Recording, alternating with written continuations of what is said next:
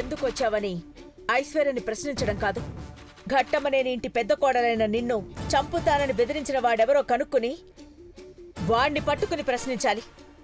అలా ఎందుకు చేశాడో కారణమేంటో నువ్వు చెప్పాలి నీలాంబరి.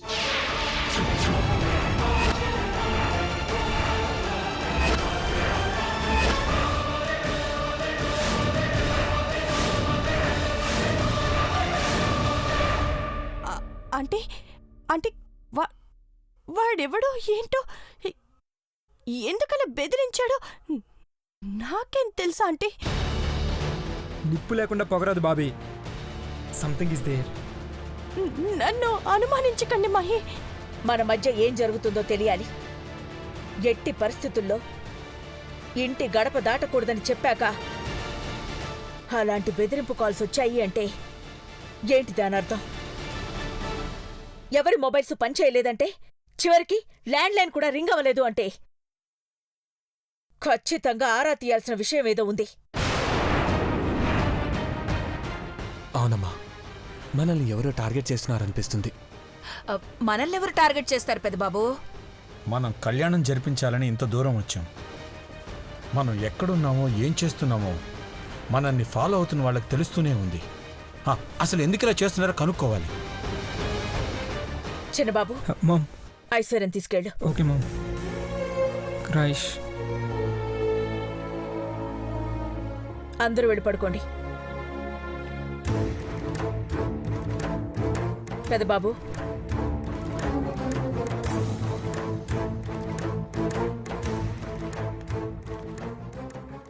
ఏం జరిగినా తట్టుకుంటాను నాన్న. నా కొడుకు నా మాట వినట్లేదు అన్న రోజు నా ఉనికే కోల్పోతాను. ఎందుకలా అనుకుంటున్నావు అమ్మా? నీకు చెప్పాలనిపించింది అంతే. వెళ్ళి పడుకోనన్నా.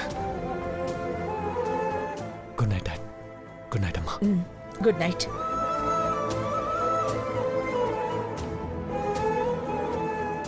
అఖిల, పార్వతి వచ్చినందుకు కంగారుగా ఉందా? తనకే పాపం తెలీదు. అంతా నువ్వనుకున్నట్టే జరుగుతుంది. నీలాంబరి మెళ్ళలోనే పెదబాబు తాళి కడతాడు. నువ్వు కట్టిస్తావు. నీ గురించి నాకు తెలుసు కదా.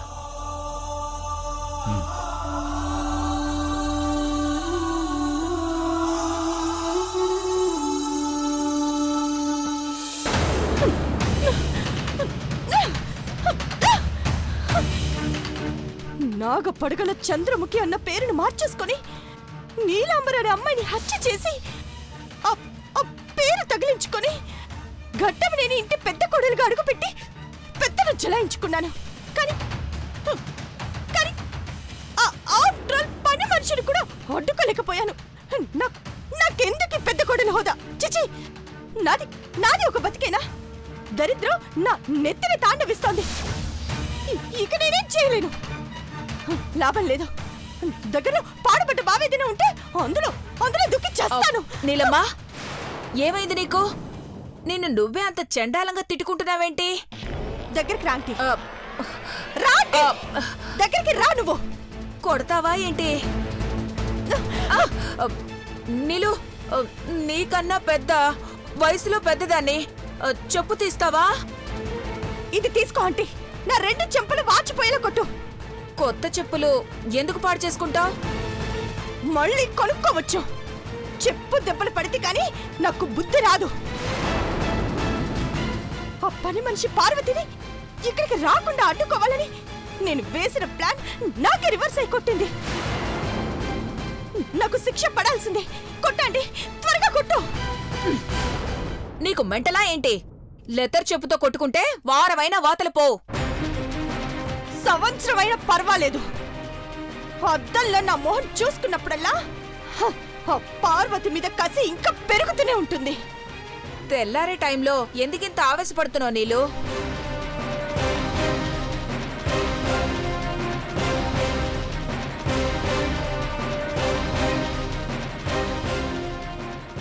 మొబైల్ జామర్ ఇదే నా కొంప ముంచిందంటే ఏ ఫోన్ కాల్స్ రాకూడదని, ఒకవైపు ఆ ముసుగు రాస్కల్ పీడ ఉండకూడదని పార్వతి ఐశ్వర్య ఫోన్ కాల్స్, ఇక్కడున్న అఖిల్ లాంటి దేవ వాళ్ళకి రీచ్ కాకూడదని ప్లాన్ వేస్తే అది అది ఇలా బెడిసికొట్టిందంటే ఆ ముసుగు రాస్కెల్ గాడే తెలివిగా ఐశ్వర్యకి ఫోన్ చేసి నిన్ను చంపేస్తానని బెదిరించాడు. ఆ మాటతో కంగారు పడిపోయి అఖిలక్క వాళ్ళకి ఫోన్లు చేసినా కనెక్ట్ అవ్వలేదు. ఇంకే ఉంది, బట్టలు తీసుకుని సర్దుకుని వచ్చేశారు. ఈ ఫోన్ జామర్ వల్లే కదా వాళ్ళు ఇక్కడికి రాగలిగారు. I hate this. ఎందుకు పగలగొట్టావు నీలు? ఇప్పుడు మళ్ళీ అందరు ఫోన్లు మోగుతాయి అంటే ఆ ముసుగు వ్యక్తి పీడ మళ్ళీ మొదలవుతుంది. ఇంకేం చేద్దామంటే మన కర్మలో ఏడ్చింది పార్వతి. అది ఇక్కడికి వచ్చిందంటే దాని అదృష్టం. పొంగిపోయి మనమే దాన్ని ముస్తాబ్ చేసి పెళ్లి పీటల మీద కూర్చోబెట్టి కళ్యాణం చేయించిన ఆశ్చర్యం లేదు. నువ్వు అలా డీలా పడిపోతే ఎలా నీలో? అదొచ్చిందంతే. కానీ పెళ్లి ముహూర్తం మొదలయ్యే టైంకి దాన్ని తప్పించాలి. ఎలా అంటే? నీ భయంకరమైన బుర్రని వాడి చూడు, ఐడియా చచ్చినట్టు అదే వస్తుంది.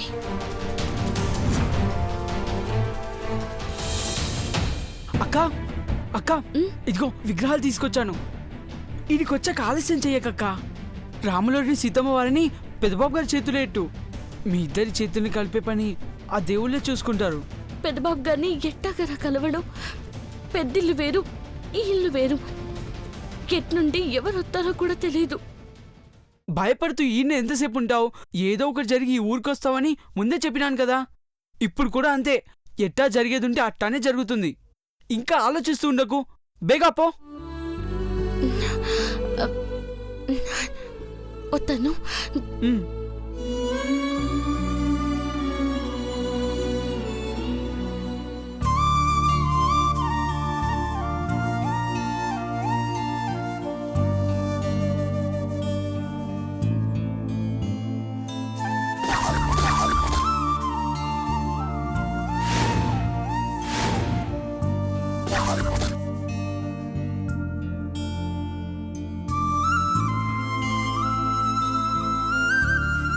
పెద్దబాబు గారు, పార్వతి,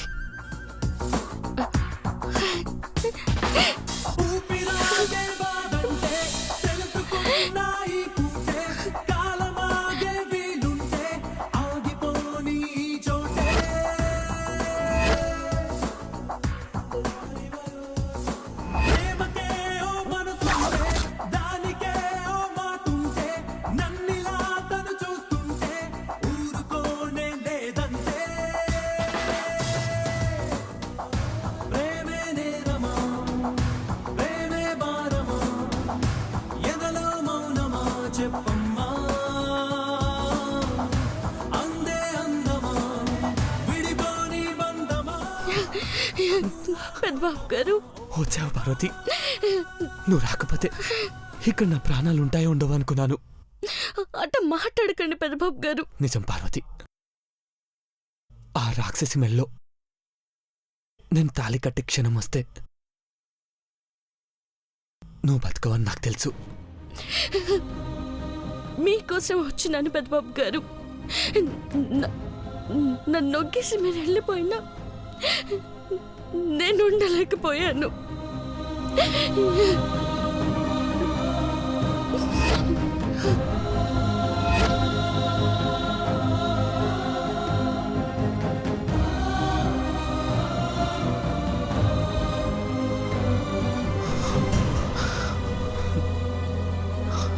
మన ప్రేమ మనల్ని దూరంగా ఉంచదు పార్వతి. రేపు కళ్యాణంలో నీ మెళ్ళలోనే నేను మంగళసూత్రాలు కట్టాలని ఇలా జరిగింది.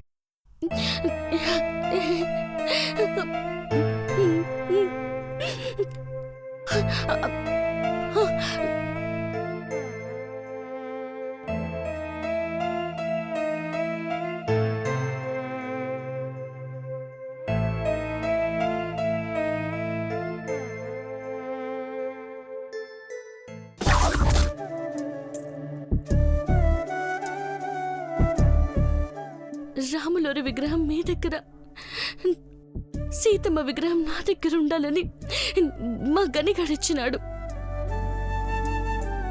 ఎన్ని కట్టాలొచ్చినా సీతారాములు విడిపోరు.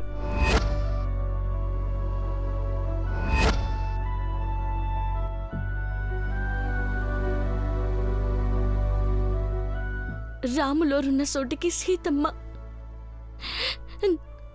సీతమ్మ వారున్న చోటికి రాములోరొత్తారు. రేపు మనిద్దరం ఒకటి కావాలంటే ఈ విగ్రహాలు మన దగ్గర ఉండాలి. అట్టాగే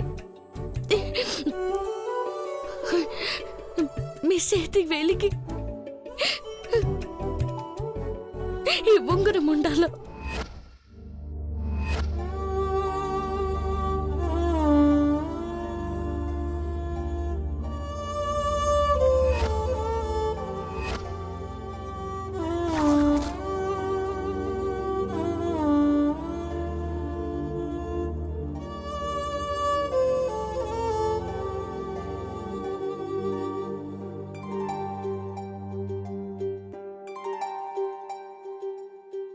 చిరుగాలిలా నలువైపులా నీ హాయి స్పర్శ నన్ను వీడిపోదులే.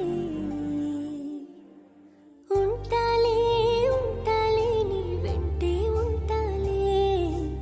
ఏనాడైనా ఎప్పటికైనా నీతో ఉంటాలే. ఉంటాలే ఉంటాలే నీ వెంటే ఉంటాలే. నేడు రేపు ఏనాడు నీ జంటై ఉంటాలే.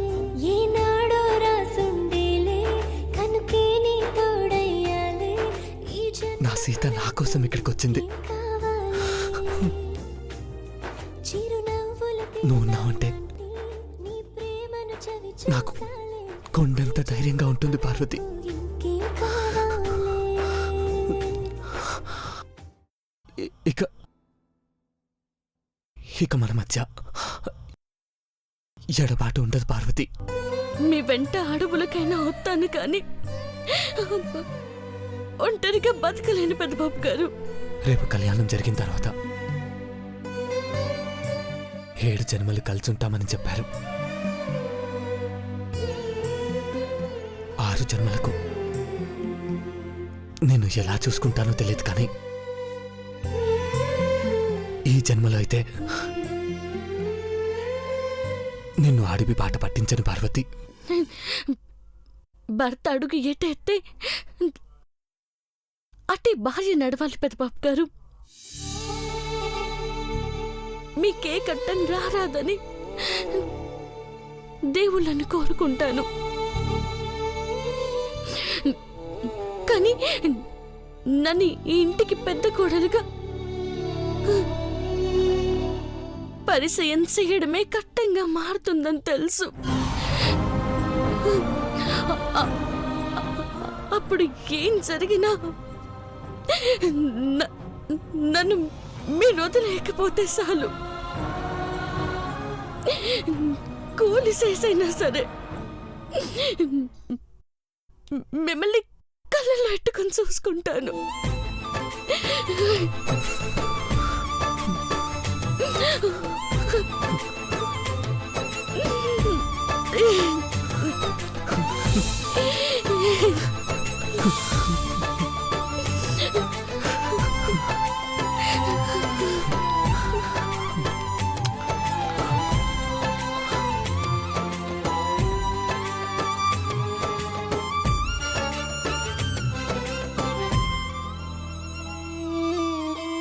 ప్రపంచంలో చాలా ప్రదేశాలు చూశాను పార్వతి. అప్పుడు ఈ సృష్టి ఎంత గొప్పదో అనుకునేవాడిని. కానీ ప్రేమించిన మనిషిలో ప్రపంచం ఉందని తెలిసాక నాతో నేను 100 ఏళ్ళు ఉండిపోతుందని అనిపించాక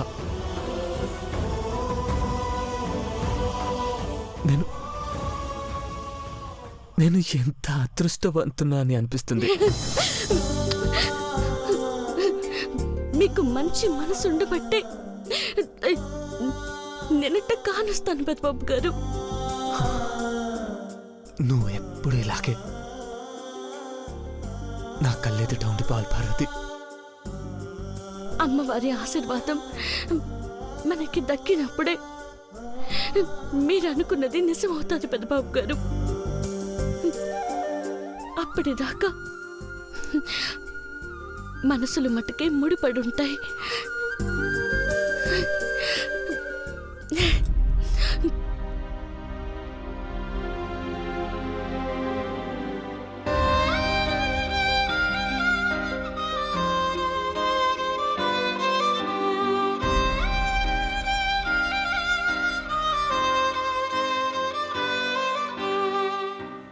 రేపు మాంగళ్య ధారణ జరిగితే అమ్మకు అంత అర్థమవుతుంది పార్వతి. తప్పక ఆశీర్వదిస్తుందన్న నమ్మకం నాకుంది.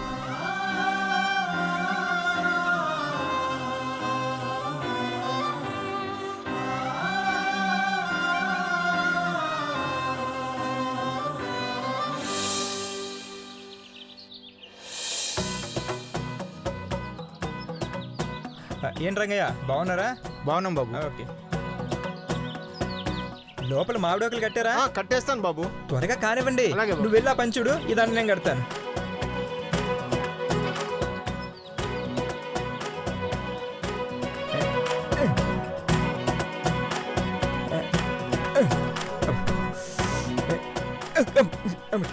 ఎవరు చూడలేదు కదా. సారీ అమ్మా, సారీ.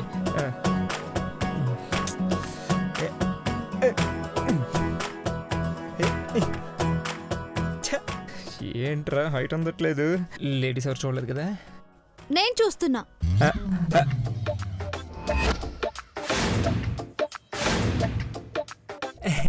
బంగారం నువ్వు ఎక్కడే ఉన్నావా? ఎప్పుడొచ్చా? తమరు పొట్టిగా ఉన్నందుకు ఫీల్ అవుతున్నప్పుడే ఎంట్రీ ఇచ్చాను. నేనేం ఫీల్ అవట్లేదే. లాల్ బహదూర్ శాస్త్రి పొట్టి కదా, సచిన్ టెండూల్కర్ షాట్ కదా. శాస్త్రి గారు ప్రైమ్ మినిస్టర్ అయ్యారు, సచిన్ వరల్డ్ క్లాస్ ప్లేయర్ అయ్యాడు. నువ్వేమయ్యావు? ఈ మధ్య తండ్రినయ్యా. గూట్లే. అందులో ఘనతే ఉంది. తప్పుకో, నేను కడతాను. హలో, నువ్వేమైనా కత్తిన కైఫ్ అంత హైట్ ఉన్నావా? అనుష్క అబ్బుసం అంత ఉంటావో లేదో. నాకే అందలేదు, నీకెలా అందుతుంది అంట. ఎలా అనే దగ్గర ఆగిపోయావు కాబట్టి నువ్వు ఎదగలేకపోయావు. ఐ థింక్ అందుకే హైట్ కూడా పెరగలేకపోయావు. నువ్వు ఆలోచించుంటే నిన్న నేను సిటీలో ఒక్కదాన్ని ఎలా ఉన్నానో ఏంటో అని ఫోన్ చేసి మాట్లాడేవాడివి. మాట్లాడలేదు కాబట్టే నువ్వు కార్ వేసుకుని వచ్చేసావు. Got it. ఈడియట్. తెట్టుకో, ఈరోజు శ్రీరామం కదా. దమ్ముంటే ఆ దండ కట్టి చూద్దాం. దమ్ము కాదురా, బుర్ర వాడాలి. తప్పక. అంటే మాకు లేదా? కట్టి చూద్దాం. కడతాను. నువ్వు నన్ను ఎత్తుకో. అలా చూస్తావేంట్రా? నన్ను ఎత్తుకో, కట్టేస్తాను. నాకు ఈ ఐడియా రానేలేదు బంగారం. నువ్వు గ్రేటే నా బంగారం. రెడీ? ఎత్తేస్తున్నా. అమ్ముని అప్పుడే అయిపోయిందా? అబ్బా, నువ్వు చాలా ఫాస్ట్ ఉన్నావే. Good morning sir. Hi, good morning. Good morning. Late అయిందేంటి? కర్నూలు వెళ్ళొచ్చే లేపు లేట్ అయింది మేడం. దేవాపల్లి మళ్ళీ చేస్తున్నారని త్వరగా వర్క్ ఫినిష్ చేసుకుని వచ్చాం. మళ్ళీ పెళ్ళా? జానీ కన్ఫ్యూజ్ అయ్యి కంగారులో అలా అన్నారు సార్. ఇంతకు ముందు నీలాంబర్తో దేవా పెళ్లి జరిగింది కదా, అందుకే మళ్ళీ పెళ్లి అంటున్నారు. అప్పుడు బాబీ మెళ్ళలో తాళి కట్టలేదు కదా. ఇప్పుడేమైనా కడతాడా? జానీ మనం లోపలికి వెళ్దాం రా. సరే. నేను కన్ఫ్యూజ్ అవుతున్నానా, వీళ్ళు కన్ఫ్యూజ్ అవుతున్నారా? అంతా క్లారిటీగానే ఉంది. పద. పద. ఏంటో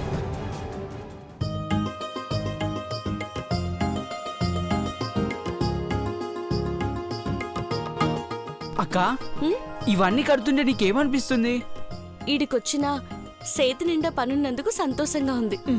ఎప్పుడు పని పని అంటూనే ఉంటావా? నాకేమనిపిస్తుందో తెలుసా? నీ పెళ్లికి నువ్వే ముస్తాబ్ చేస్తున్నట్టుంది. నూరు మీద గనుక ఈ మాట ఎవరైనా ఇంటే కొట్టి సంపేస్తారు.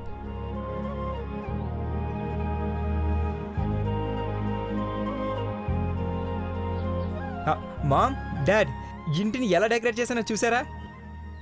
చాలా బాగుంది చిన్నబాబు. ముస్తాబంతా బ్రహ్మాండంగా ఉంది, కానీ ఒకటే ఎక్స్ట్రాగా ఉందనిపిస్తోంది. ఎక్స్ట్రాగా ఏముంది డాడ్?